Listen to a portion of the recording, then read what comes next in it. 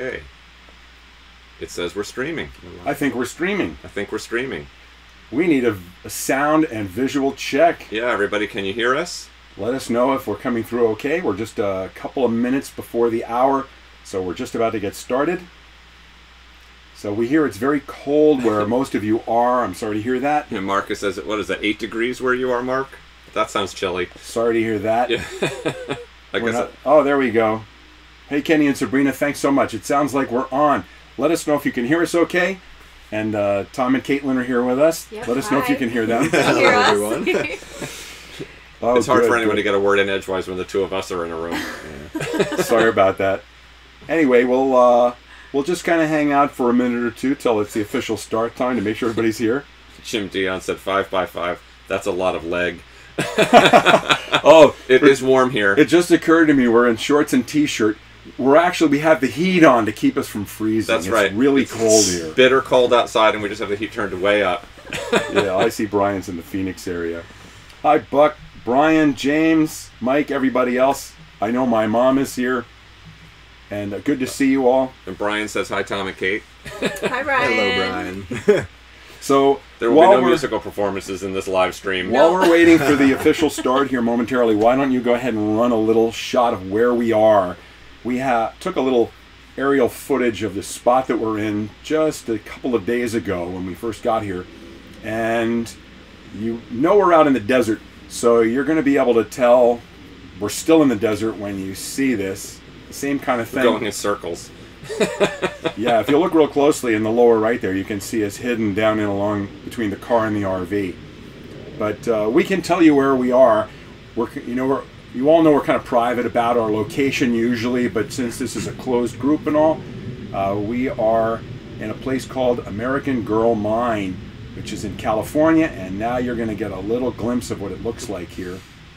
And out the window behind us, kind of behind where the camera is there. Yeah, right, where the drone is flying, backing its way towards. Yeah, that's where Tom and Caitlin's RV is right out you here. Successfully cut us out of the shot. Yeah, they were very, Wait, very it's coming. strategic. You guys, You're actually going to see it here because Yes. we're going to spin the camera around. you guys do a great job making it look like you're all alone. Exactly. Well, Everybody it's thinks that all we're camera angles. Everybody thinks that we're hermits. Now that RV that you're seeing, oh, there you are on the far left. There we are. So that's Tom and Caitlin's fifth wheel, and right in the middle of the shot is Kyle and Olivia of Drivin' and Vibin', who unfortunately left us this morning heading back for Alabama. So Points east. yeah, so we have 19 people on. I'm sure we're going to get a couple more as we get started, but it is 5:01. We're going to dive right in. We have a lot to cover tonight. First, let's officially start by introducing our special guests and dear friends, Tom and Caitlin Morton. Hello, everyone. Hey, guys. We're very excited to be here. John and Peter have told us all about you guys and how excited they get for each one of these Q&A sessions. So we're very honored to be here. We are. Ready to see what you have to ask us. Yeah. Well, if you haven't seen Morton's on the Move, their channel and their website, mortonsonthemove.com, they do some pretty amazing things, and one of the reasons why we asked them to come join us is because since this is DIY and how-to and informative question and answer kind of forum that we always do with you, we were eager that this not be some kind of a social event. We don't expect or think that you'd be interested in us sitting and just kind of chewing the fat with friends. We're here because... We'll do that off camera. We'll have a drink when we're done. That's right. But Tom and Caitlin are extremely knowledgeable. Just for those of you real quick who don't know them, they've been in the same book that we were in, our mutual friends, the Bennetts, Mark and Julie, who wrote Living the RV Life. We're all featured in that book. Tom and Caitlin were also in the RV Nomads movie, and Tom directed it. Tom's also an electrical engineer who has done some of the most wonderful things. We're going to show you a little bit of that tonight. And we've been picking his brain. Been having fun, though.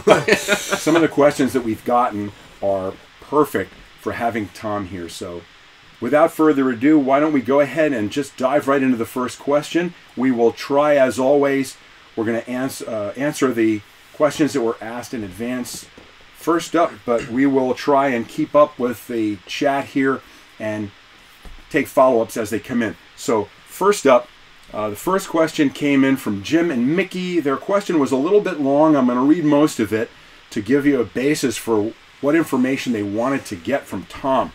They said their question was specifically for Tom because it's electrical. So Jim and Mickey have a 30 amp RV, and they're interested in being able to go to a 50 amp site and take advantage of all that power that a 50 amp site offers, but they're limited by that 30 amp cord coming into their RV.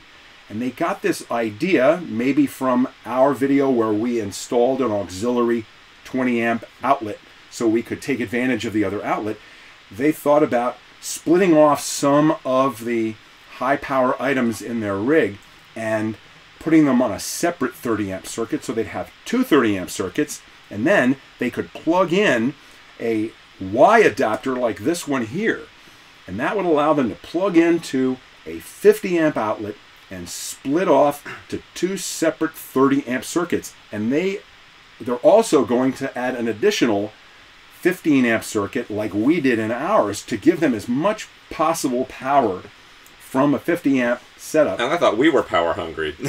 Jim and Mickey, you guys are sucking down some electrons. So they're big, without going into all the details of what they're looking to do, they wanted to know if there's anything specific they should worry about with using one of these types of Y adapters to go into two separate 30 amp outlets. And Tom is going to talk a little bit about that and explain some stuff. And if you want, I can read more of the details we can talk about. No, I think you covered it pretty well. I think I guess in general, the question is, I mean, can you do that? You definitely can do it, and it'll work. It'll work just fine. The biggest concern is definitely making sure that you are protecting your RV. Especially, you need to make sure that you are breakering anything that you're bringing in properly, so that you're not going to overload any service that you're trying to use. The biggest concern with the Y adapters, however, is that you will leave a portion of your cord unprotected, if you will. And actually, these guys, with all this amazing camera gear, have set up a little something. And I've drawn up a little bit of a circuit here that I want to show you guys kind of what RV service looks like. Show and tell. What we're looking at with RV service and what concerns you might run into with this. So what we're looking at here is basically a 50 amp circuit in an RV. I've drawn it out here, and these are breakers. These are two 50 amp breakers, and they're actually tied together at the pedestal. So when you flip it, you're actually flipping two breakers, and it's two 50 amp service. Two 50 amp service with a shared neutral leg. So you actually have 120 volts across two individual legs, and this can provide you up to 12,000 watts or volt amps of usable power off a 50 amp service. And I think that's one of the first mistakes that people make in thinking about 50 amp versus 30 amp is that they don't realize that 50 amp service is really two full 50 amp legs. It is. And that's why it's so much more power than a 30 amp circuit. It's a lot more power, because down here I've drawn out a 30 amp circuit where basically you have one 30 amp breaker and a neutral leg. So you actually have much more than twice the power available on a 50 amp service.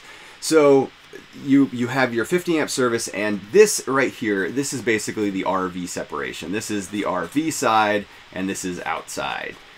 And here is the cord, and the cord here for a 50 amp service is usually 6 gauge wire that'll properly handle the 50 amp service. And then inside your RV, it breakers into a 50 amp breakers that protect the actual breaker box, which would be right here, and you'd have all your breakers. So this goes to the RV receptacles and everything. On the 30 amp side, you have the same thing, except this cord here is usually a 10 gauge wire, so it's considerably smaller. But these breakers are protecting this cord. This breaker is protecting your RV, and in electrical engineering, you call this coordination, where you need to make sure that you're coordinating everything down. So here you'll actually have smaller breakers. You want to pop the breaker downstream first, and to prevent, if you have other loads coming off it, from taking out your upstream breakers. So you want to make sure you're coordinating properly. And in this case, we're protecting the RV here and the cord here. And in the 30 amp, you're protecting the cord with the pedestal breaker and the RV with your 30 amp breaker. So what you're doing, however, if you're splitting it off, is you're using that 50 amp service. Now, Tom, what you're showing here is if they Y it out, like with that Y adapter we showed, correct? If you're to Y it out, yep. So basically you have your two 50 amp breakers that are tied together at the pedestal. And then I've just kind of drawn out some nodes here that basically indicate what it would look like if you were to Y it out. And you have two separate cords now that you can run out to your RV. And if these are 10-aught gauge wires and you're running off a 50 amp receptacle at the pedestal, what you're actually doing is you're leaving this cord unprotected because if this were to short out or you were to overload it, you can actually melt this cord right here. And am I correct in saying that you're not going to trip that 50 amp breaker because you're not actually drawing 50 amps through it? The breaker won't trip, right? That is correct. But if you have properly sized breakers in the RV, this should trip and it will technically protect anything upstream of that. But if you were to have a short or something were to go wrong here, either on your RV side or on the shore side, technically you could basically exceed overload the capacity of the 30 amp cables then. That is correct. That is correct. So there is a little bit of a risk doing this with the Y adapter. However, it's pretty minimal. You would have to have damage to the cord or something. Right. But what you could do, and I don't know of anything on the market that you can actually purchase like this. Product opportunity. But you could you could build yourself a simple box. You could basically, at this point, you could put a box in. And here you could put your own 30 amp breakers in here and here.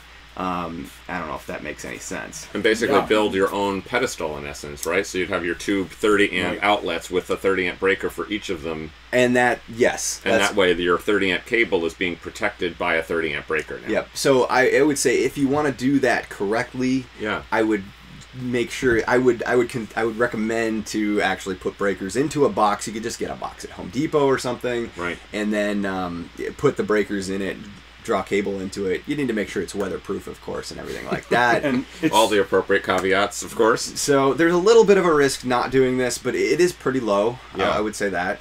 But well, and some of that too would also depend on how the RV circuits were now being split up among the two 30 amp legs too, right? Right, and I should mention that also that Jim and Mickey specifically mentioned that they plan to move a 20 amp circuit wire from the original electrical panel and the wire from the microwave and the washer dryer, splitting out those large loads to put those on one 30 amp and leave the rest of the RV on another 30 amp. So they're trying to kind of split the load out and balance it. Yeah. And so hopefully you might, at least from the RV's perspective, be less likely to be exceeding the 30 amp capacity of the wiring. Doesn't mean there couldn't be, like you said, a short in the wire or something else that would now cause a higher amp draw through the cable that the pedestal breaker is now not going to protect you from. And by the way, I see that Jim is here with us, and he mentioned that he has a Hughes autoformer protecting one panel and a 30 amp surge protector on the other one. And he does have an additional electrical box. Right, okay. So the Hughes, Jim, I assume that your Hughes is what you're using to protect the original line that goes into your RV, not your auxiliary box. You're protecting the rest of the RV, not that microwave and washer dryer circuit. I assume that's what you're doing. So it sounds like he's on the right track here. Yeah. Understanding that level of risk with the cord. Yeah. That there was some risk. And is it the gauge of wire is part of that also? The gauge of wire, and if you do have a surge protector, 30 amp surge protector on one of those legs that you plug in, you could technically overload that as well. Okay. So it would definitely be best to try to protect those wires with some breakers, but the risk is a little bit lower. Balancing it out is... as long as you're not overloading internal breakers, it should take the cord down. Right. So there's a good follow-up question here from Mike, who said, what about the common neutral? Is there a chance of overloading the neutral if the two hots are in phase? If the two hots are in phase, yes, there would be, but because you're pulling off of a 50 amp service that's actually 240 volts out of phase between them. So if we actually look at this, so 50 amp service is actually you have 120 volts on one side, between your hot and neutral and 120 volts on the other that are out of phase of each other. So if you're actually pulling this into two split 30 receptacles, you're still out of phase, and all the power that's coming back is it's kind of a weird situation, but it doesn't necessarily cancel, but it does in a way. So actually, it's not additive in any yes. event. So you're not going to overload the neutral in this circumstance. And I think some people here are understanding it because Jim and John said that they're actually taking notes, and this is geek gold. So thank you very much, and thank you, Tom, for that. And on the other side of that coin, my mom said, "Thank you, Tom. Your artwork is great, but you lost me on the first 30 amp image." Sorry, Mom. You're not alone. I have to live with him. We can have a separate session for you, Mom. Right.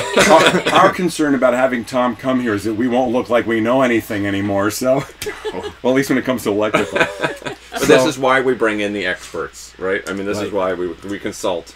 So Mike said that assumes that the panel's wired with the hots out of phase? ? Yes. They're supposed to be. They're supposed to be out of phase, yeah. They're supposed to be out of phase to get that 50 amp service, because if they didn't, then they wired it wrong to begin with. And yes, the neutral could be overloaded every time. Is that something that is common or could be easily detected?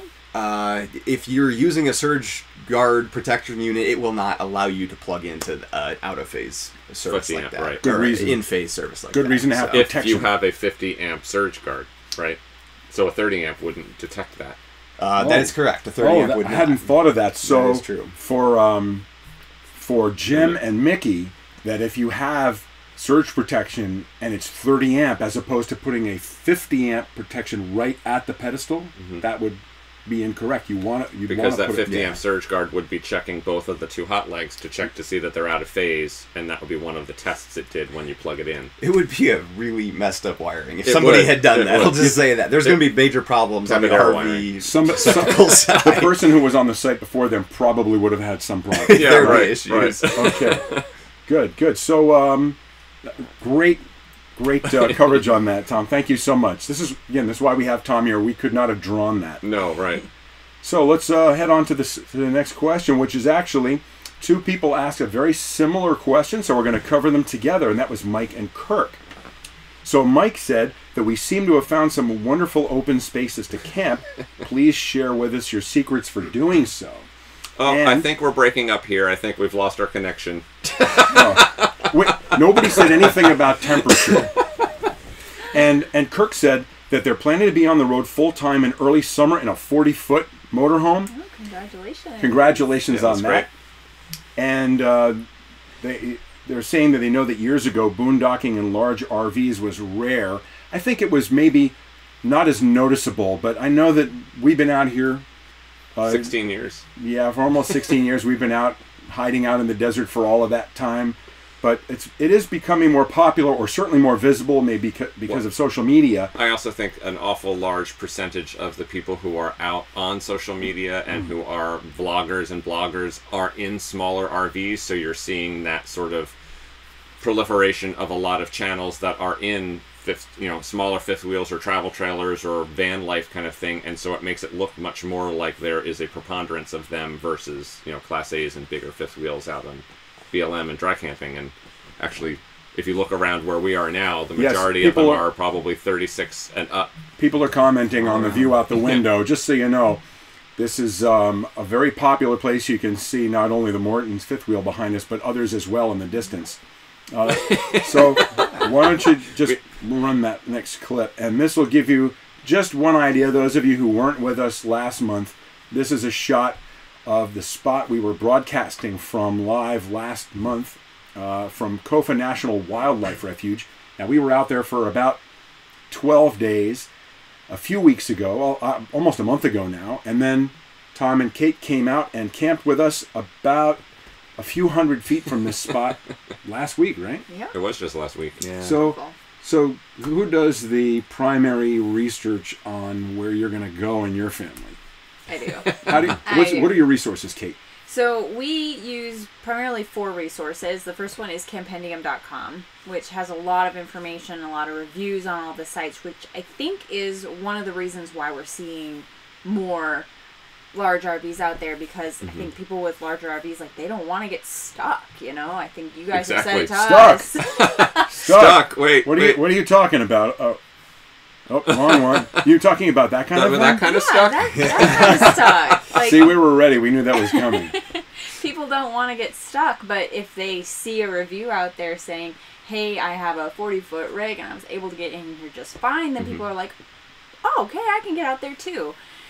So Campendium is a great place to find reviews and information like that. So we use that a lot. We also use freecampsites.net, which finds a lot of good boondocking spots, free spots to park. And then a lot of it is word of mouth. You know, we hear it from, you know, other travelers. We hear it just when we go to events and stuff, people talking about different places that you can go. And then another good way is when you're driving down the road, if you see a bunch of RVs out in the distance. Which around here you see a lot of driving down the highway. There'll be like a little conclave of RVs off in the desert somewhere. Yep. It's not necessarily just in the desert. We were in Idaho driving along a reservoir, and we were like, oh, hey, look, people are parking down there. Let's go down there. Yeah, Where is this shot we're showing right now? So this was one of those, we drove by and we saw RVs parking down by this beautiful lake. This is in Lake Pleasant, California, north of Bakersfield up in the mountains. And we had actually gone to a different spot that we had found on Campendium. And those people were a little bit more adventurous with their large rig than we wanted to be. So we decided to go back to where we saw all these people out in this nice, easy, open, flat area. And we had this beautiful spot on the lake. There were other big rigs down there, so we Yes. figured we'd So- get right. down there. That's always a good sign. If you get to a spot and you see rigs your size or larger that are already parked there, that's tip number one. You may be able to make it. Right. So this shot that's up now shouldn't scare you. So this was a few years ago, one time In 16 in years. nearly 16 years of full timing, we got stuck, and it was actually because we went to join friends in a spot we knew was a little questionable and should have been more thoughtful about it. We also, and I mean, we take blame for the fact that we did let our guard down. We were very used to the desert in, southwest Arizona, Quartzsite area, where it's very hard, very rocky, and this being in South Joshua, the ground was just different, and we didn't know that there was going to be this dramatic a difference, and that's why we got stuck. One thing to look for, to give you a tip on if you have a big rig, is look for heavily traveled roadways. Like behind us, this area we're in here is all very hard packed gravel. And so when you see that it is extremely hard packed, or there are ruts that were obviously made by many vehicles, that's good. When you see either nothing whatsoever, that's risky, or if you see single ruts from an individual vehicle that drove through and went into sand, that's bad also. Yeah, so exactly. we weigh 19 tons, and we have limits on where we can go.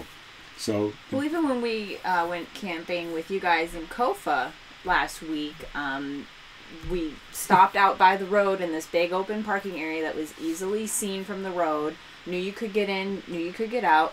You guys detached your car, and we drove in and scouted it. That's another great way to do that. If you're driving a Class A that has a towed vehicle, detach and use that vehicle to go check it out. I mean, that's the best way that you're going to find out what the situation is. And it's always a good idea, too, to make sure that you have a plan B.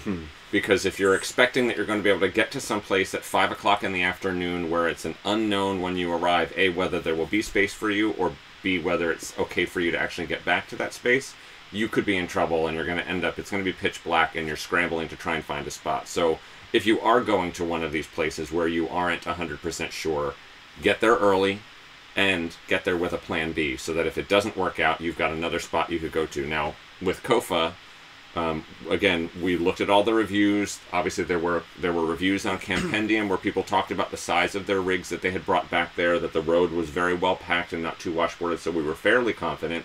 But we also knew that if it didn't work out, there were the 14-day BLM areas in the Quartzsite area, so we could just drive another 20 or 30 miles up the road, and we knew that there was a spot we could go to spend the night. So making sure you have that planned out is also important. Well, the last time we went to Kofa with you guys, we actually were planning to go to a different site, and Kofa ended up being the plan B. So Exactly. we got there first, disconnected the car, scoped it out, and turned out it wasn't very good. No. And there are a lot of things you can find out, and Caitlin mentioned Campendium.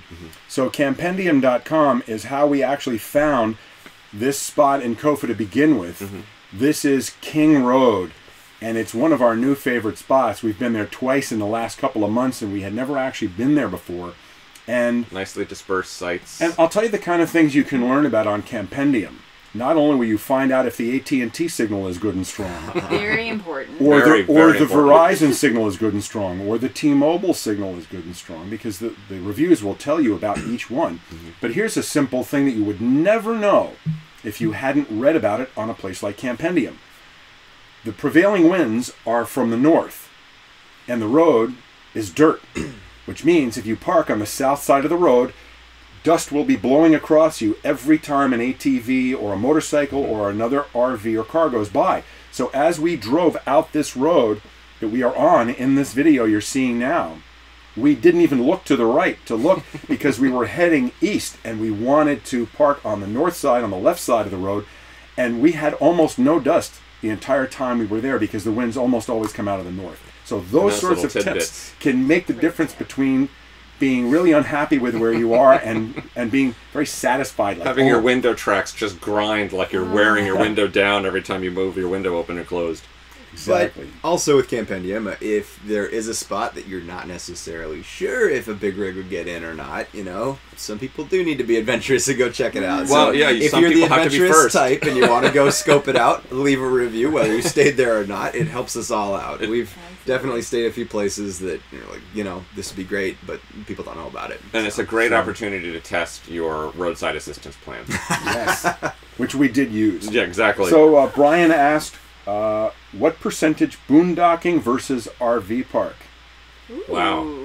If I were to just pull a number off the top of my head, I'd probably say it's like 80-20 for us. 80% We're off-grid boondocking. most of the off-grid time. quite a bit.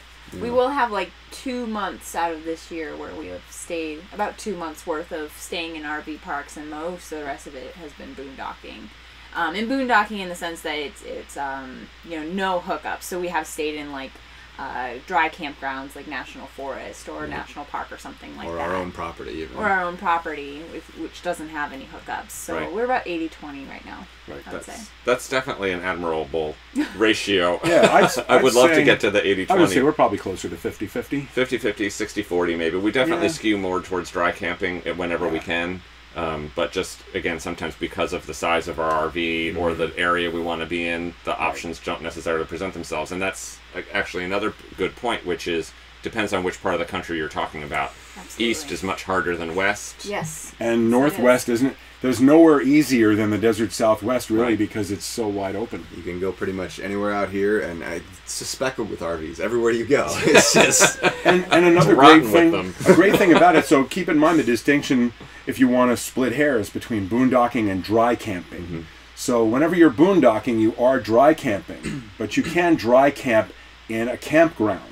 Like if you're in a national forest campground in an assigned site that you paid for, but there are no hookups, you're dry camping, State parks. but you're not boondocking. So the nice thing about being out here, when it comes to solar, is you can face yourself any direction you want. And when we pull in here, we always face east when Not we're the out compass here. out.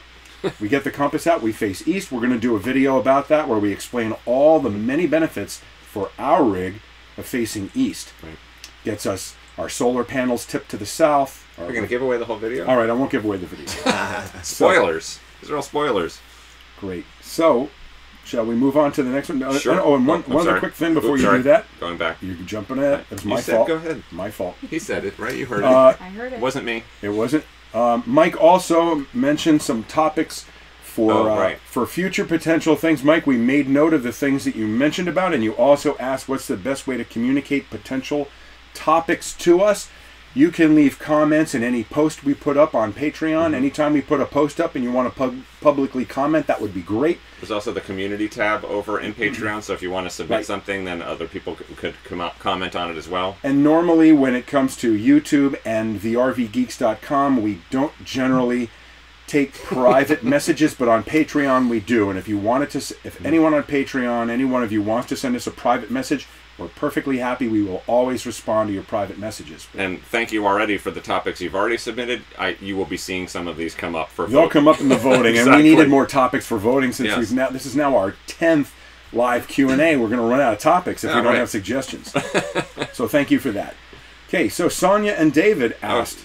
Oops. Are you ready? I'm ready. Oh. Sorry. It's okay. It's a little awkward. I'm using the touchpad on my knee, so No sounds worry. like an old little children's rhyme. No worries. So Sonia and David asked, as full-timers from New York, we've read that the water in the Southwest is harder than in the Northeast. We occasionally see motorhomes connected to portable water softeners. And they were wondering if we have any experience with water softeners or have any recommendations about it. Their RV is 3 years old, and they've used our method for descaling the hot water tank, including the bore scope. And they didn't see any noticeable accumulation of scale. They also mentioned that they have an inline water filter on the hose coming into the RV and a 10 micron sediment filter and an Enviro 10-stage water filter and an Activa. You have our... That's a good system you so have far. props. So... Well, so I don't think... We talked about this before. None of us have direct experience with a water softener. Now, it is true, the water down here in the desert Southwest is pretty hard and nasty. Yeah. We have our own solution for getting really good drinking water for yes. being here in the So- desert Southwest. So we don't like the idea of bottled water because we think it's wasteful. We drink right out of our tank until we get to the desert Southwest. That's right. And then we buy these. The reverse osmosis water We from the have machines so on what- every corner in the What tank. we do, we buy 5 or 6 1-gallon jugs, and we use those, and then we go back to the reverse osmosis machines at every grocery store and pharmacy, everywhere, and we just keep refilling them for 20 or 25 cents a bottle all winter long, and then we recycle them. I have to give props to the machine we had in Lake Havasu. It took Apple Pay, so you could pay for your water with your watch. Nice. And not only did it do reverse osmosis, but it actually put some minerals back in order to make it taste a little better. So that was like the best Yes. machine pumped water I have had in a long time. We'd love to see that one. We do the same thing. We buy water when we're out here Yeah. and, for drinking. But Yeah, exactly. We buy drinking water pretty much everywhere we go. We have a Yeah. big 7-gallon jug that we take to the grocery stores and we fill it up. And then we manually add the minerals back in ourselves because otherwise you're just drinking, Like distilled water. distilled right, water. exactly. Yeah, it just strips you of your minerals. So. Well, and I think pretty much the only thing, so again, our Activa with the carbon block filter. Yes, and I want to mention about the Activa. Those of you who've seen our videos about Activa know that this is how we get our drinking water. However, that makes water safe to drink. It does not make it delicious. Doesn't make it taste great. So the Right. carbon block filter does do something. It takes a little of the chlorine taste. But it is Desert doing Southwest water is not going to No. be made better by putting a carbon block filter. pretty much reverse osmosis is about the only thing that will make the water here taste drinkable, and then you still want And- to add minerals back in order to make it taste like water again. Now, there are a couple of reasons we don't use reverse osmosis. It uses a tremendous amount of water to create a small amount of water, and it's very wasteful. And down here in the desert Southwest, using all that water isn't something we want to do. The other reason is that you can't simply hook up to, and it depends on the system. They vary how they work. But if you have a system, we had friends who have a built-in system in their RV, they can't just pull up to a water source like a dump station and then a refill point and just fill their tank. They have to go to a full hookup campground overnight, and it takes all night for them to make enough water to fill their tank fresh with water RO. tank. Right. Now, and the advantage of that is that they always have reverse osmosis water with them, and all the water going through their plumbing then is reverse osmosis, so it's taking out all the minerals and impurities from any water source. The downside to it is that they are always running off their water pump, even when they're in an RV park and they have access to a full hookup. So you're constantly running your water pump because that's where you're getting the good water from the tank. Right. Now, there was so- also, part of the question was also about what happens to the water heater. So the water heater gets scale in it, and it's worse in this part of the world. Yes. And that does need to be descaled. Now, the Mortons have a special instant hot water heater. They have been wooing us. They have been talking about their Truma. Yes, we love our Truma AquaGo. It's a hybrid on-demand water heater that has a little tank in it so that it kind of can heat that little tank to get you hot water faster versus standard ones that just, it runs through and then you'll get water once the coils warm up and you get that water to your faucet. But we've had this installed for almost a year now, and we haven't done it yet, but it has this automatic cleaning and scaling feature. You do need to be hooked up to water to do it, and it takes about an hour or two, but it'll automatically do that for us. But we did have some issues with scaling before, didn't we? Yeah, just the traditional water heater we had before. Over time, that lovely mineral scale in your tank. I don't think that we took care of it as well as you did, and it definitely clogged itself up pretty good. Well, and I think also some of that, we've seen too. The more time we spend, obviously, in our case, in the Pacific Northwest, where the water is very, very good, the mineral content is lower, and the water is just softer as a result, means that it actually helps to descale some of the stuff in our RV. So now the PEX piping, you don't really have to worry about because nothing sticks to PEX. It's pretty impervious to all of that. It's just the faucets. Yeah, the faucets are going to get clogged up. You're going to have your shower valves and things like that are going to get caked with minerals the more you spend time. Your hair is going to get messed up unless you have my hairstyle. That's right. That's right. You will notice your hair being a little bit drier and more brittle from that. So again, that's what happened. I spent too much time in the desert. Your hair got so brittle. You better get out while the getting's good. Yeah, exactly. So there's sort of the two sides. Oh, I'm sorry. I bumped it to the. Yeah. This is dangerous with me having the touch pad on my knee. So there's the two sides of it. There's the drinkability of the water, and then there's the effect it's having on your plumbing and your other systems. So you have to take both of those into account. The water softener will definitely help with both of those. You're not going to have as much hard water spotting in your shower, which means you don't have to clean it as often, that's a plus. It's his job. I don't care. Yeah, exactly. It's definitely something you could consider, but it depends on how often you're going to spend in really hard water sources. Well, you guys have been full time for so long, and this coach particularly, how much scale have you seen on faucets and damage from hard water? In general? No, I wouldn't use the word damage. I would say that we, when we head back north after a winter in the desert Southwest, we'll take our faucets, and soak the screens in vinegar and, descale stuff. Of course, we do our spring cleaning every year where we descale the water heater, as we've shown several videos about. And if we don't come to the desert Southwest, there is noticeably less scale in the heater. It's like night and day. Yeah. It's bad down here.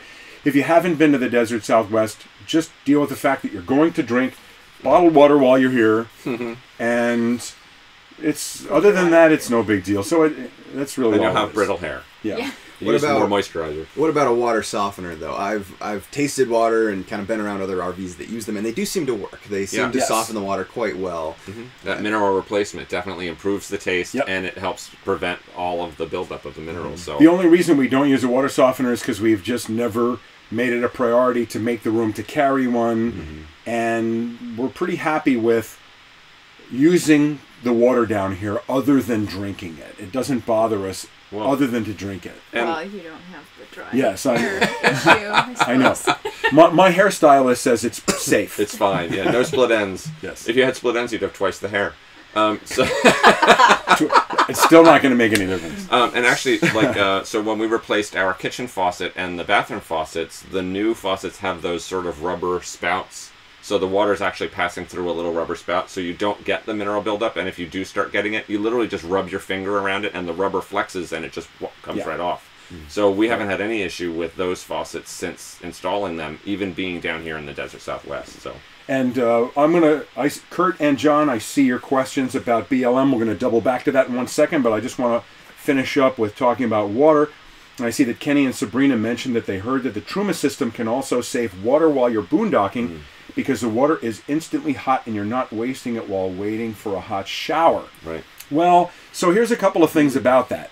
So, and Tom and Caitlin will correct me if I'm wrong, not having used their particular system, although we did use a Truma system in England when we were there the Combi. Not long ago. We used the Truma Combi, which is another... It's a furnace and a hot water heater, and it's not as good as an instant hot, but was still pretty impressive. So here's the thing. Whether you have an instant hot water heater or a regular hot water heater, you still have a length of PEX pipe or tubing, plumbing between the water heater and the shower head. And when you turn on your water heater, even if it's instant hot. It still has to travel from the water heater to the shower head. It's that water that you cannot overcome, that cold water that's going to come up. And what you do is, as we always recommend, is take a pitcher, and we hold our pitcher up under it. We turn the water on and run it up until hot water's coming out. Shut it off. Set the pitcher aside for use, in our case, for flushing the toilet. Tom and Caitlin have a composting toilet, so they don't do that. But in any case, that we actually don't think we waste any water by not having instant hot. But how do you handle that? The Truma doesn't necessarily save any more water boondocking than a traditional water heater, but the Truma will save water over a more conventional style on-demand unit because it is a hybrid unit. It has a little tiny tank in it that it can preheat so that the water, the second that you turn it on, comes out of the unit hot, and that prevents the warm-up time that you would get with a more conventional style on-demand water heater. Yeah, so we measured it, and with the comfort mode, which is when it heats up that little tank inside it, we get hot water in, what was it, maybe about 10 seconds, less, 5 to 10 seconds. So in other words, you'll run the water up to the shower head for about 10 seconds. And then it's hot. And then it's hot. Yep, and then it's hot. And then if it's on the eco mode, which is how most on-demand water heaters work, it takes probably about 20 seconds for twice as long. That water to be hot and ready to be used. So you have the ability to run less up into your pitcher. If you want. What do you do with? So we run ours into a pitcher.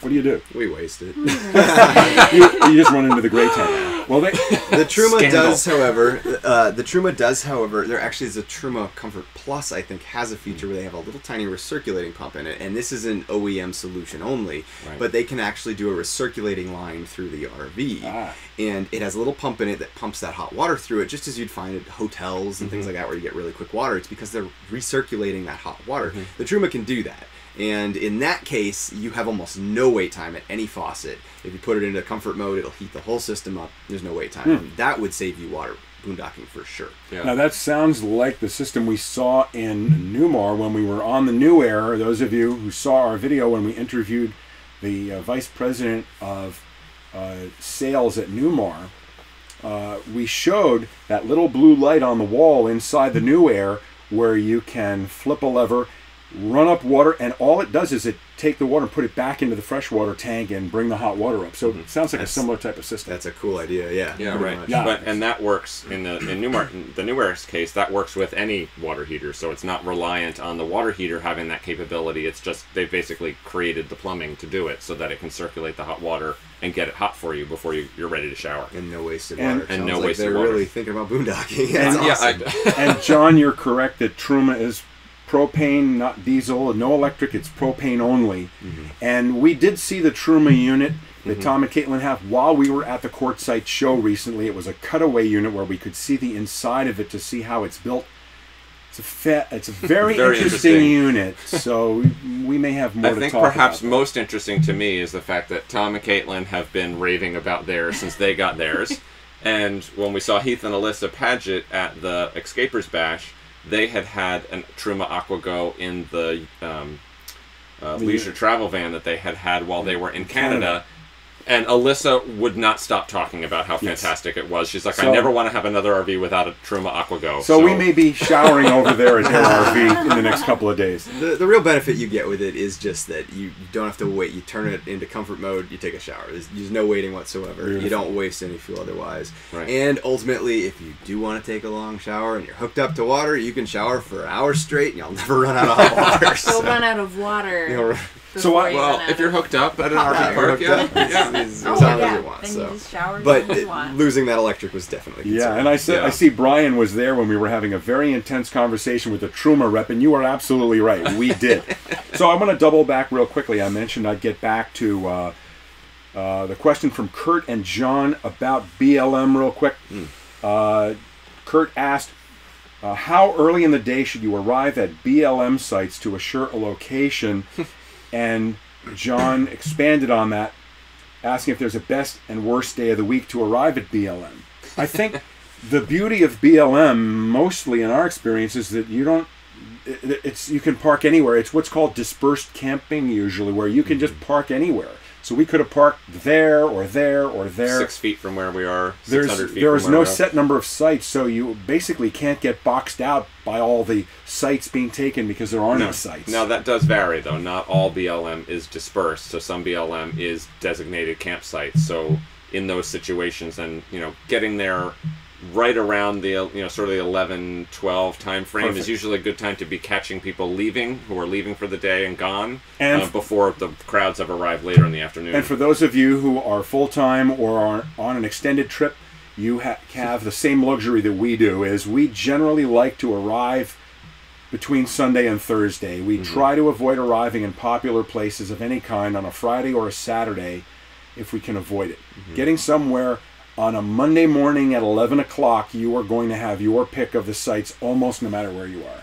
I would say that most of the sites in the desert Southwest that we're in, the Quartzite, Yuba, Lake Havasu area, it doesn't seem to really have a time of the week that they're busy in the winter, but areas that are specifically like off-road vehicle areas that are dedicated off-road vehicle areas, those you definitely get like weekend warriors, people that are leaving work to go play with their toys, and those can get busy. Exactly. And Knowing what's in the coming area. in like on Thursdays too. Yeah. Or if you accidentally park in the middle of a race.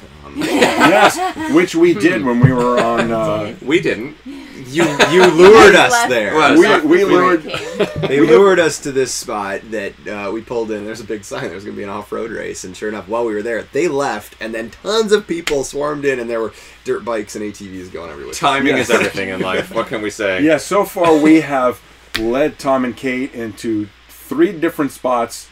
Only one of which was good. One had a race going on right after we left, and the other we had to leave because of reasons I don't want to go into. A little embarrassing. I plead the fifth. Yes, we plead the fifth. So let's move on to our next question if we can, which is Brian. Brian said, I would love to hear yourselves and the Mortons compare and contrast the 3 different lithium battery solutions you've been involved in. The Xantrex for us, the Tesla system for the Mortons, and the Battleborn solution that Tom just helped drive in and vibe and install in their Airstream makeover project. Well, Brian, you get huge props. Thank you so much for obviously being really well aware of what we're all doing in our RVs. And yes, we all have very interesting systems, but all very different. Yeah. How much time do we have left? Well, Lithium's a big topic. So if we could, which one did you want to show first here? And maybe you can choose which one you want to talk about first, Yes, because Tom spin the wheel. Let's see. Where do we land? Tom has been intimately involved in a couple. You want to talk about yours first? Well, how about we talk about the Battleborn system first? All right, actually, okay. For the because, Battleborn. All right. If we talk specifically about like the Battleborn lithium solutions, the Battleborns are, I would say, the easiest of all the solutions to integrate, because each individual battery has all of its own BMS and Which is? the battery management system. It takes care of itself, and you can drop it in, and it'll actually work with almost all existing chargers even. The charger may not be the perfect profile for it. It might not get the battery all the way charged or something, but it's not going to damage the battery. The battery, if it gets too cold, too high a load, too low, it's going to take care of itself regardless. So it really is a drop-in solution. And you have the advantage, since every battery does have the BMS built in, that if any one BMS or any one battery were to fail, you're only losing that battery. So you can always get a new drop in and just drop the new battery in to replace the one that failed. Just to clarify, if I could, drop-in replacement, I just want to put a little caveat on that, and will correct me if I'm wrong, that you can't necessarily just pull out a flooded lead-acid battery and drop in a Battleborn lithium or any other lithium and just turn your system on and be done. In some cases, because of different charging requirements. Is that right? True. The Battleborns are very lenient in what they can accept. Usually the charging issue is going to be it's not going to get it fully charged.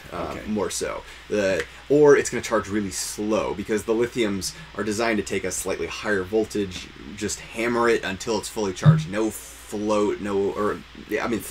absorb cycle. Right. So it's really designed to charge it all the way up and just stop.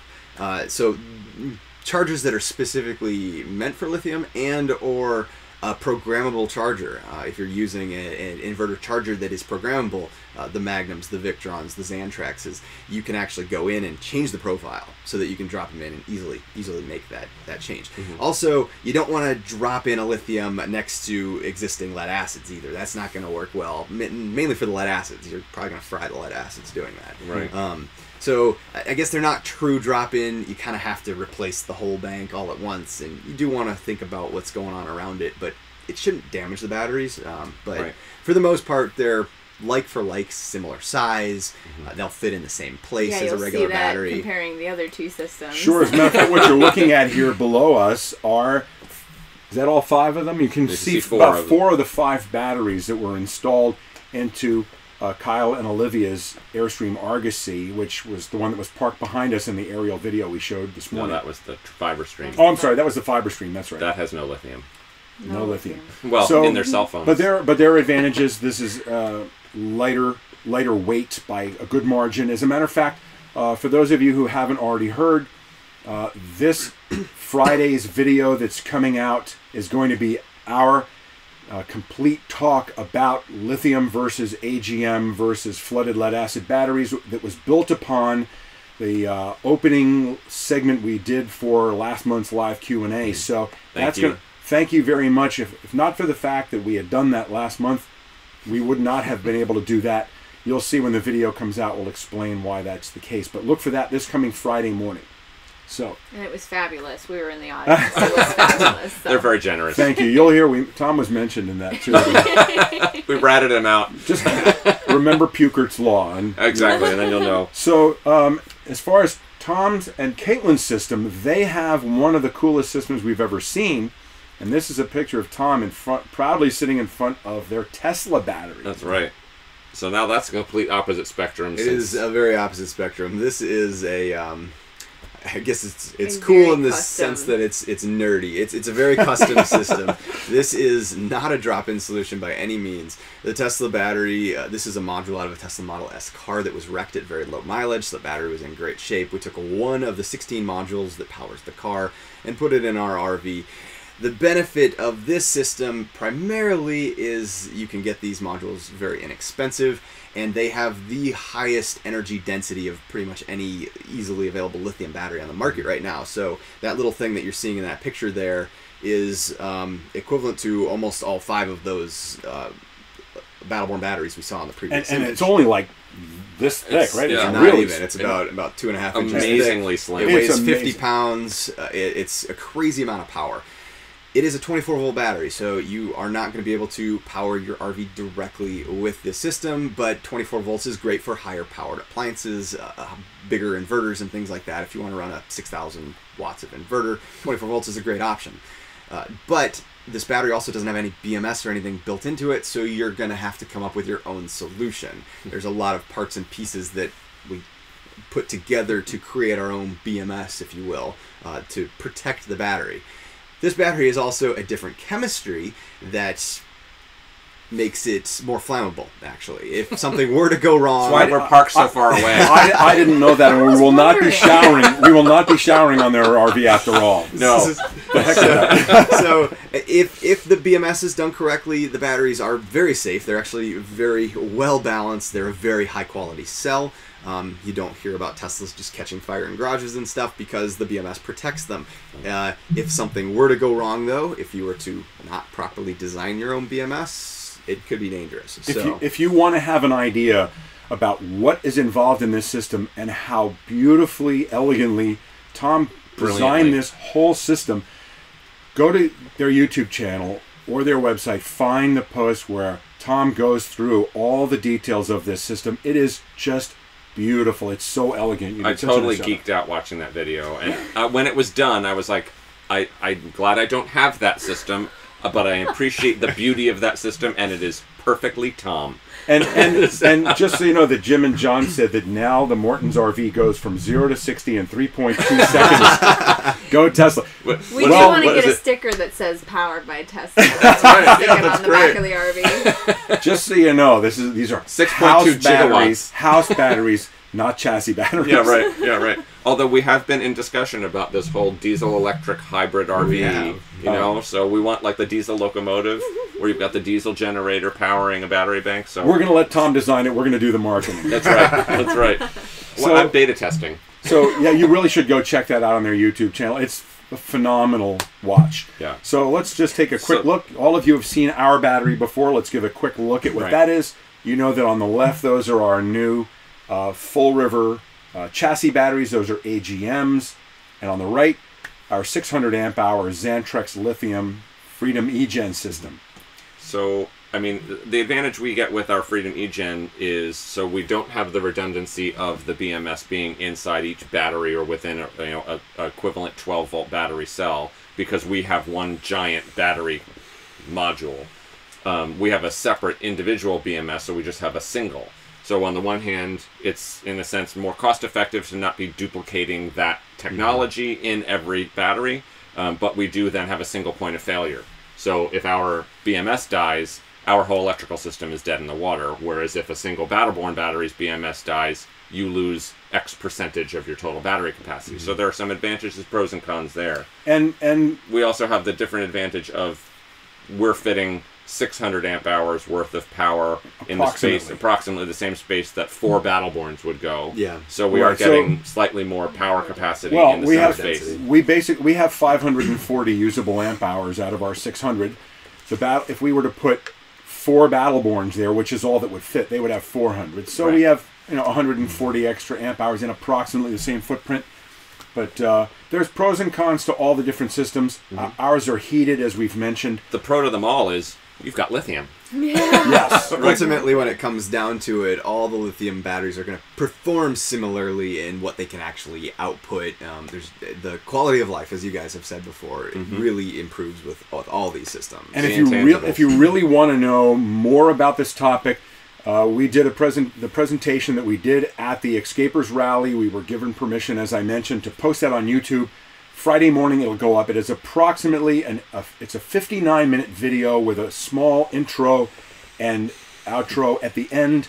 The talk took approximately 50 to 55 minutes, and you'll see we went into some real great detail about exactly what the pros and cons of lithium flooded and AGM batteries are, kind of like what we did last month for you in the Q&A, without the Q&A part, because we didn't take questions there. We simply presented those charts, expanded a little bit. Yeah. I think it's going to be really exciting. I mean, just even looking at these 3 systems and the growth of the popularity of lithium batteries is, maybe the next presentation you give on lithium batteries isn't even going to talk about lead acid and AGM. It's going to be comparing the different types of lithium batteries. Hopefully we'll have multiple chemistries to choose from with different power profiles and different performance characteristics to choose from. Right, and when we have the photon-powered ones, and I want dilithium crystal personally, because they really seem to pack a lot of power in a small space. So let's jump ahead. Curtis asked, I have accumulated quite a bit of drone video, but I'm struggling with a solid video app to upload them to for editing. Any suggestions? Curtis had, you see there's 3 parts to Curtis' question here real quick. Curtis, we weren't positive if you meant when you talked about editing your video, specifically drone video. For us, editing video is editing video pretty much, right? It doesn't matter what the source was. It was from your drone. We started off with iMovie. Now we use Final Cut Pro. You do all your editing in Premiere. Is that right? I'm switching to Resolve at the moment right now. DaVinci Resolve. Yep. So the 3 big ones are DaVinci Resolve, Premiere Pro, and Final Cut Pro. Those are kind of the 3 most common nonlinear editors, but there's tons more out there. There's a lot that are a lot more simple. There's a lot. Yeah, there's a steep learning curve with those. Are kind of they're the like a big little ones. too much for me. But we started out with a program called Power Director. Power Director. That's what we started out with. Sounds good. And what did you guys? iMovie. We started out with iMovie just because it was on the computer already, and it was really easy to use. We're an Apple shop. Everything is Apple. You can see it by our Apple computers.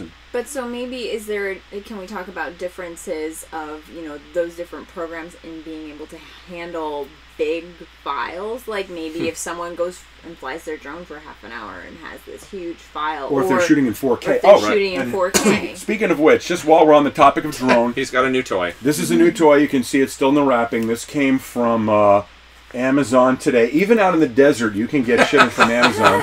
Canada Post delivered it out here to us. You're going to see footage of this Mavic 2 Zoom showing up very soon. This is beautiful 4K video. That's right. You guys are going to have so much fun. Yeah, and had to show. It literally was delivered to us out here this afternoon. Go figure. That's right. We won't say how, but Tom has been a drone pilot since before you could even buy them, building your own, correct?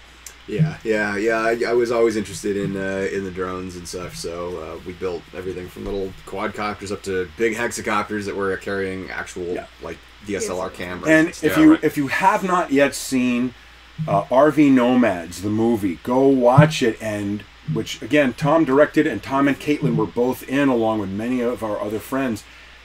The sequence, the drone sequence, the aerial sequence, bringing in, Tom showed us some of the complexity with how that incredible drone shot was put together as he flew that drone in. And it's something to behold. You got to check it out. It's a testament to Tom's genius. I don't think so. So anyone can do it. So let's the second part of Curtis's question, an unrelated question. He said he's considering solar installation, but penetrating the roof, in other words, screwing down into the roof, is a major concern for him. And do we suggest using a professional, or is it something that a non-professional can successfully handle? And what's the best way to get started on these types of projects? So first off, we all installed our own solar panels, and we all drilled holes in our roofs. And we all hesitated, probably from the first hole you're going to drill. And it is we nerve-wracking. put our solar panels on this roof nearly 14 years ago. It was one of the first things we installed when we got it. We haven't had a leak. We set them down in a bed of dicor, and we inspect that dicor with the rest of our roof on a semi-annual to annual basis, and we have never had water penetration. Yeah. Now that said, that doesn't mean you should be nonchalant and say, who cares if you drill a bunch of holes in your roof, because it's true. The more risk. Any hole you drill on the roof is a potential leak. So you can use something called VHB for very high bond tape. And we use VHB tape in our video about installing our trucker antenna for WeBoost. And it's still up there. Well, they install solar panels with VHB tape, and it's remarkable. It looks like regular double-sided tape. Now, typically, the only difference in those installations is, our solar panels are mounted using these feet that are maybe about this big, one at each corner. So there's not enough surface area there to use VHB to, securely anchor an entire solar panel to the roof. But typically, they'll use an angle bracket, and you're using VHB over a much larger, longer surface area in order to get enough adhesion to the roof. There's also another big issue. If you have what's typically called a rubber roof, which would be TPO or EPDM and other types of membrane roofs, you do not want to VHB to the roof. Don't use VHB on those, because you'll pull the membrane loose from the roof while you're traveling 60 miles an hour down the interstate. Chances are the adhesive on the VHB is stronger than the adhesive they use to stick your rubber roof down. So we would suggest if you set your feet from your solar panels in a bed of dicor and dicor on top of it, and inspect your dicor semi-annually or annually, you will not have water leakage. Yeah, we did the same thing with installing ours. We used just metal roofing screws that have a really great bite for plywood, and they actually have a little rubber gasket as well. They're designed to be waterproof. Oh, that's so we put those through, but we still covered them in dicor. Yeah. And you will feel that, when anxiety. When you're like screwing things down into the roof, because it's just like, please don't leak. we did accidentally, when we put ours on, we did make a bit of a mistake in our roof junction box where all the power leads come down. We actually misplaced it at the wrong box on there. We had to remove it, and we left a hole in our roof. Well, not left it, but no, we didn't leave it, but it left a hole in the roof. So in that, it doesn't feel great to do that, but Eternabond is a great solution to Yes. create new roofing if you do make a mistake. We have shown using Eternabond on our roof as well to patch holes or it seams. And it's certainly a viable option if after you've put your bed of Dicor down and you've screwed your feet to the roof, you could Eternabond put a piece of it over it to make sure it won't leak. But you could, but I think for generally overkill. We like Dicor. It's inspectable and it's repairable. So right. So last part of Curtis's question. Yes. We'll go back to that. So Curtis said, is it possible to add more house battery power than is already installed in our coach? Curtis is considering switching to lithium, an opportunity to add capacity or just keep it the same and then just take advantage of the other lithium perks. And if I'm not mistaken, Curtis, what I thought you meant by that was, can you add as much battery power as you want beyond what you currently have? The answer to that is an absolute yes, you certainly can.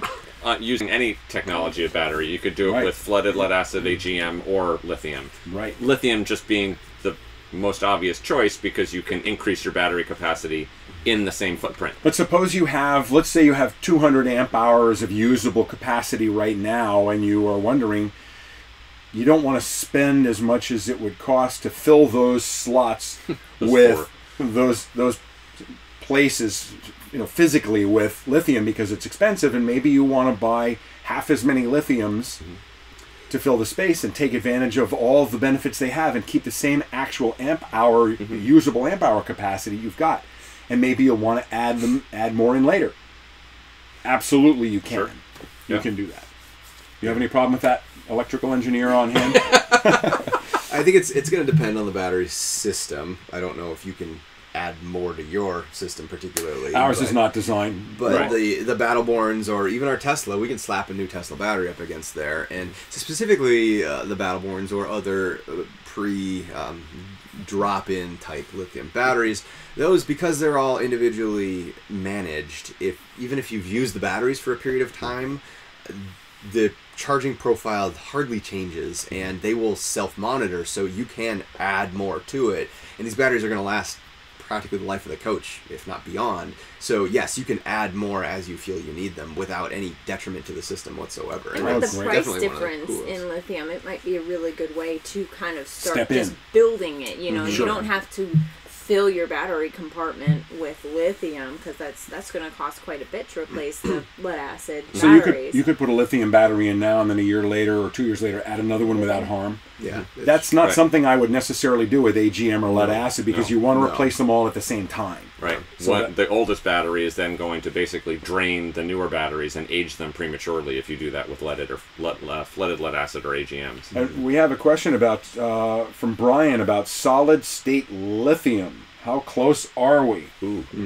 It does exist.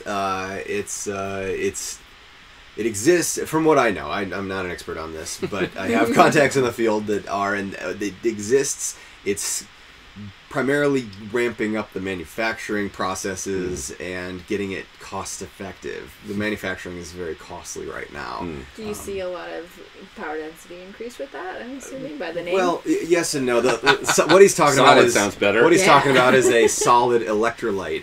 The most concerning thing with lithium is potentially catching fire, and it's the liquid electrolyte that can catch fire. If we can come up with a solid electrolyte, that fire risk is pretty much nil anymore, which is really cool. Also, with a solid electrolyte, it's the liquid electrolyte that causes deposition on the materials and stuff like that. With a solid electrolyte, we might actually be able to use solid lithium instead of a lithium ion. All the batteries we're using are lithium ion right now, but they might be lithium batteries. And if we could use solid lithium batteries, it could power density increases. Double our power density with a really safe battery. Let's hope it's really close. I'm guessing we're still probably a good 5 years off before it's really. I think we need those dilithium crystals. Yeah. We should get working on that. A couple of quick follow-ups. Thank you very much, Brian, for the comment. And Jim and John wants to know, didn't you guys have a roof port built in when your RV was built? So we do have a conduit from the roof. There are actually 2 different conduits from the roof down into the RV. One up front into our electrical compartment, Right, which was can... standard. That was just the standard setup from Newmar because of if your RV didn't come with a satellite dish, they left a port available on the roof so that you could access the cable to install one. And you've seen us, if you've watched our video, string many cables up and down there for Wi-Fi rangers and WeBoost and changing stuff out. It's like our favorite spot to run wiring. Yeah, and we also have solar pre-wiring that came in, which we did specify since we custom ordered this rig, and Newmar's so good about customs, we specified 6-gauge wire because we knew that if we didn't, the solar pre-wire was probably going to be 18-gauge wire, something useless like that. But even that, because again, Newmar typically included solar prep as far as they considered it. It also included the port for the access on the roof, so that you could access the wire they left in the roof for mounting your solar panels too. So that's just standard from Newmar. Right. It's a really good point, though, so that you don't, if you have the opportunity to make an order like that, or you're shopping for an RV. Some of them have those already, and if you know you're going to go solar instead of drilling another hole in your roof. Right. Exactly. So we are going to be installing hopefully a very large bank of solar panels this spring and summer on our rig, and we will probably have to run new wiring for that, and we will do what most people do if we do that, and that's to come down through the refrigerator vent. Yes. So that's a great place. As a matter of fact, it's becoming harder and harder with more RVs coming with residential refrigerators right from the factory. They now no longer have a roof vent. Right. So we will, if we do that, fortunately, our refrigerator vent is directly above our electrical compartment, which sits right below the refrigerator. We would come straight down into the electrical compartment. So stay tuned for that. So let's jump ahead to John's question. John S. What's the best way to maintain AGM house batteries when plugged into shore power for a month or 2 at a time? And John gave some suggestions about what might be best. Should you unplug from the shore power for 12 hours and let the batteries work to power the lights and the fridge, etc., once a week or once a month? Should we do that for 24 hours if you have a big solar array that powers everything on sunny days? Should you leave it plugged in all the time and let the coach's trickle charger maintain the float charge at 100%? Should you disconnect them, which he can't do because of the way his electrical system is set up, or something totally different? You want to grab this one?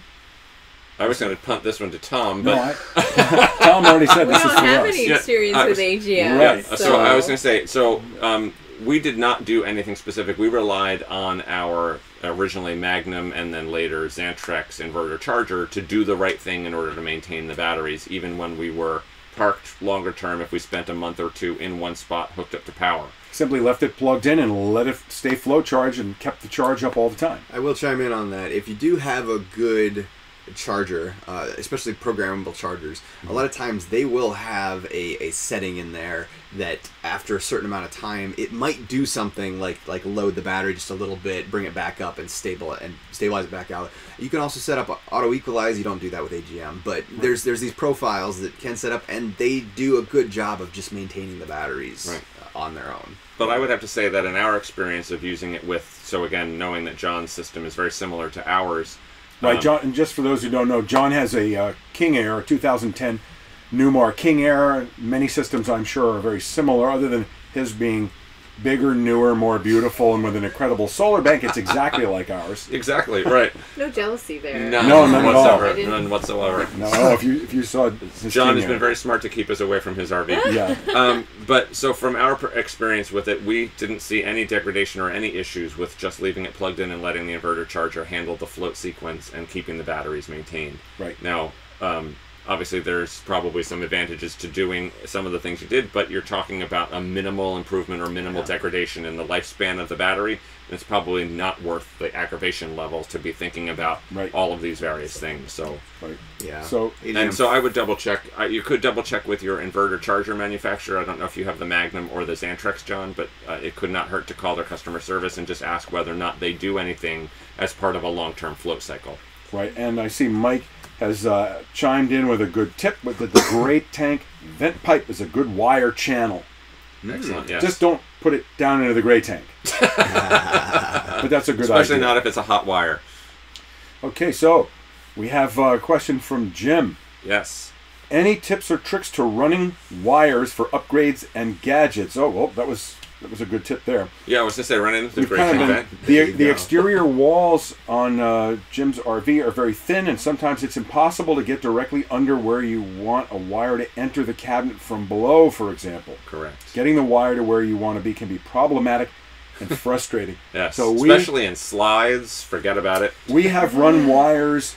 So we installed our own toe braking system. When we got this, we took the entire toe braking system off our bounder and installed it here, and ran the wires from the tow bar all the way to the dashboard, Through the firewall. up over the axles, up along the chassis rails, and through. And it can be kind of crazy. The same thing when we did the Xantrex battery installation.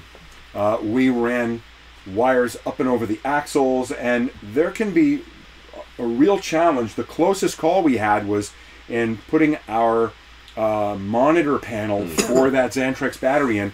We had to come through a double wall, down into the area below the shower, and then come back in under the refrigerator, through to the back, down into the electrical compartment, and down Across to the underneath. inverter and back to the battery. And then up and over the chassis, over the axles, back to the... You have to be very inventive and creative. Yeah, and definitely doing it in exterior walls because of all the insulation. Typically they're block foam, or oftentimes they're vacuum sealed. It's next to impossible, but usually if you can find the path of other wiring or plumbing, that can be a big help. Yeah. Looking for vent pipes, coming up from below. So if we're running wires through the basement, which of course is just a nice wide open area for us, it's a great way to be able to get wires front to back. Going down through the basement, then looking for the spots. So like where our washer dryer is, you've got a plumbing line coming up from the basement. That's a great opportunity to find that sort of weak spot where there's already an opening, because of course they cut square holes to put round plumbing through. So that gives you a lot of play to get things up and into it, and then that's sort of central to the RV. The refrigerator being another one, your sinks, all those kinds of things. But ultimately, I think you just kind of need to be creative with it. Every RV is unique, and there is no right answer. And I have to say, we have been thwarted by the thought of running cabling at times, because we wanted to run it to, like here in the buffet, in a slide. So then we had to start looking. You have to start looking at, well, how do they already run the wires? You're gonna have to get into an existing loom and then run.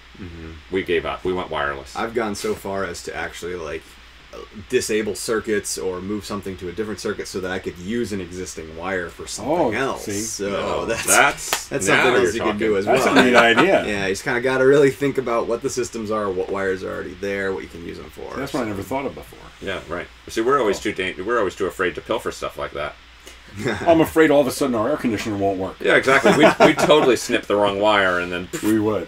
By the way, John Shetland mentioned that he just ordered new Lifeline batteries today, and they also said to let the Magnum keep them charged. Excellent way to go, John. Oh, so you were testing us, John. It's You lucky, knew the answer. It's lucky we agreed. That was... So that is all of our questions that were Yes. submitted in advance. If anybody has any others before we say goodnight, please let us know. A last chance here in the comments. And you got a brilliant on that one from Jim and John, I think, to using existing wiring that was going through. exactly. I think that's what that was about. That is Well, it could have just been a comment about Tom.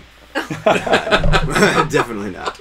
But and Mike said to use the overhead AC channels. Oh, yeah, that's a great So option. we do have ducted air conditioning. I never thought about that either. That would be a way to do it. But The only thing I'd worry about with that would be that then when the air conditioning is running, that you could hear the flapping of the wire. Well, have you'd to want make to sure run like something- a conduit or something solid. or run something really heavy like Romex up there or something Yeah. like that. yeah, Yeah. it's not going to move for sure. And again, going back to that, if you are ordering your RV direct from the manufacturer, and if they are like Newmar and will do customs as part of your order, take into account where you may want to run wires in the future, and ask if they can install an empty conduit, so that you have access. I'll give you the greatest tip that we've heard about running conduit that someone had Newmar do for them.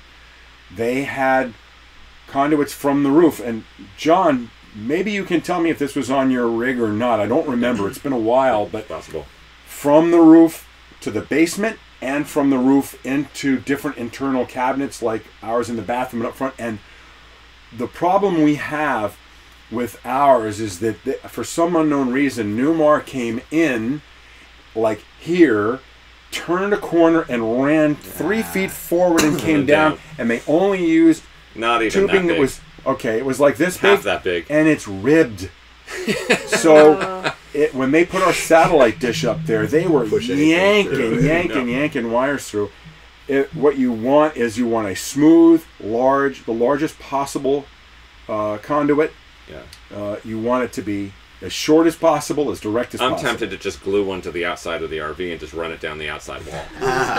It is tempting sometimes. Exactly. Just paint it. Make it I will second your comment on if you are building or having an RV built, try to think about anything, and maybe even like if you've got a bank of cabinets up somewhere that you might want 12 volts there, see if they can pull you a spare. I mean, I worked in electrical engineering and industry for quite some time, and it's standard industry practice to always pull spare wires to everything. We just did all the wiring for Kyle and Olivia's new Airstream, and we pulled spares to pretty much every which place, and we used a lot of them actually once we finally did the final install. I was like, oh, this does make sense to have an outlet right here, or a light here. Oh, so hey, I mean, we have wires if right you have here. that luxury, it's definitely a good thing to think about up front. Great, and also Brian mentioned convert the wiring bundles to a spider system like the new rigs. Oh, multiplex wiring. Oh, you're talking about multiplex like in cars? Yeah, I was to say. So where one wire can feed out. So you see that on the new. For anyone who doesn't know, on the new RVs, you'll see like the light panels where they've got 6 or 8 little push buttons in them, and they operate all the lights from that spot. So yeah, you're basically using a network cable to connect that module to a central system. CAN bus. Yeah. Oh. Yeah. Exactly. And Mike asked if Tom would please tell us about sizing your lithium battery plant to match your inverter. I have a 2 kilowatt pure sine wave inverter. Did you already have an inverter in place and you put the battery in the system after the said inverter was there, or did you replace your inverter? We put a new inverter in with our lithium particularly, but I guess sizing with lithium batteries, ultimately it doesn't really matter, but you should know at least what the lithium's usually rated in what it can discharge its discharge rate at. It's called its C rate, and usually lithium can be charged at up to 1 C without needing cooling on the batteries. So on our pack, that's 233 amps at 24 volts. That's like 460 amps into it without cooling. So really, it's really hard to oversize the charging unit. If you undersize it, it just takes longer to charge. So there really isn't too much issue with sizing it. And then sizing it for actual usage, that's just comes down to what you need. With lithium, they can usually provide all the power you want out of a battery. So it's not really an issue of getting enough power out of it. It's more an issue of how much do you actually need. Getting power back into it. Yes, it's the charging. So lithium will charge very, very quickly. The bigger charger you put into it, the quicker it'll charge. You can actually put multiple chargers on it. Sometimes people really want to charge fast or have a big bank. You can run multiple chargers or chargers that are dedicated in addition to your inverter charger. Right. Well, and typically that's happening if you're installing solar anyway, because you've got a solar charge controller and you've got your built-in charger. So while you're hooked to shore power and your inverter charger is charging, so is your solar. So yeah, the batteries just suck up the amps. Yeah. Oh, now I also see that Brian was asking something that Mike had a reply to. Solar panels on raised racks as an option versus direct attachment to the roof, yay or nay? And Mike said he raised them up on a rack to provide better cooling. So the panels we are probably getting, and the ones we have now, the ones you have, are all raised up off the roof.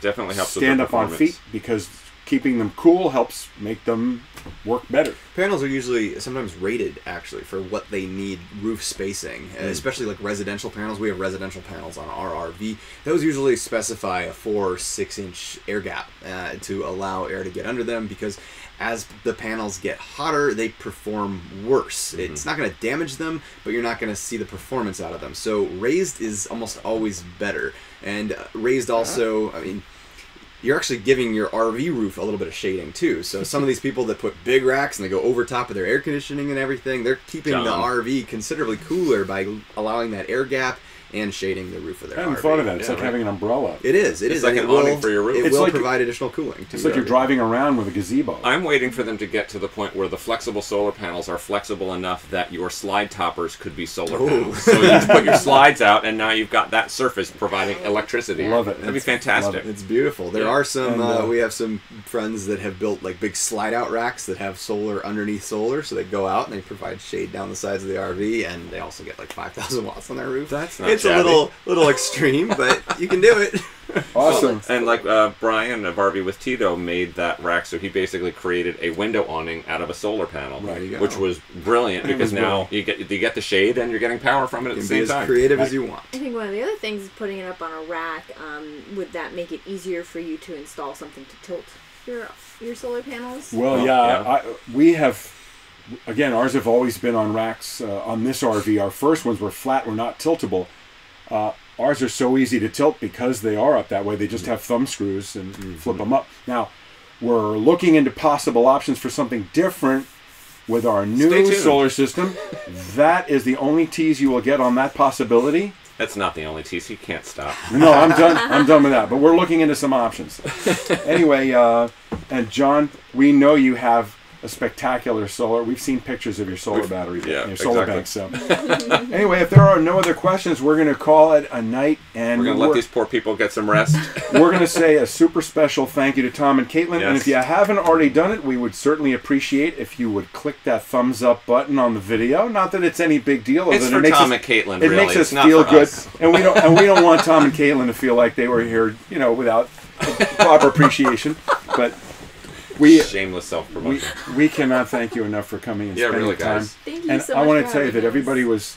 I think I mentioned that 3-to-1 was the ratio of people who said they wanted us to have guests on board. I think they're not satisfied with just us, but I'm not going to get a complex about it. We're boring.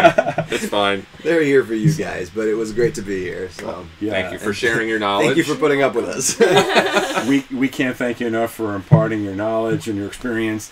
And it's kind of fun to have people who we respect what they do and have them kind of share this brainstorming publicly with those of you who are here supporting us in the most involved possible way. And as always, we want to thank all of you for your support, making this all possible. It's been very fun. This was now our 10th live. We don't know where we'll be next month for the next one, but we see lots of thanks coming in from everybody. Thank all of you too. And if you haven't checked out Morton's on the Move, you will find some pretty amazing things on their channel and website. Yep. Thanks, So there's a guys. little shameless promotion for you guys. Thank you all. My tech man here is now going to click the end button. And thanks again. Have a good night, everybody. Good night, Safe everyone. travels. Good night. Okay.